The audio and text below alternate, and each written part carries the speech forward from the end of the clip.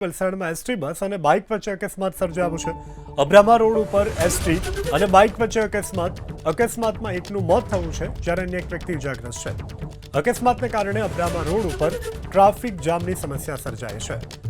તો વલસાડની આ ઘટના છે કે જ્યાં એસટી બસ અને બાઇક વચ્ચે અકસ્માત થયું છે, જેમાં અકસ્માતમાં એક વ્યક્તિનું મોત થયું છે જ્યારે અન્ય એક વ્યક્તિ ઇજાગ્રસ્ત છે.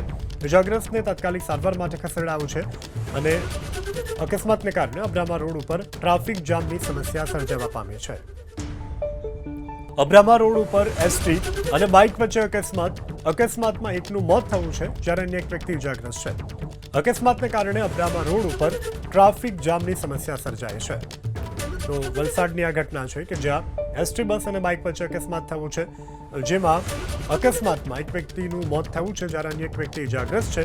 ઇજાગ્રસ્તને તાત્કાલિક સારવાર માટે ખસેડાયો છે અને અકસ્માતને કારણે અબ્રામા રોડ ઉપર ટ્રાફિક જામની સમસ્યા સર્જાવા પામી છે.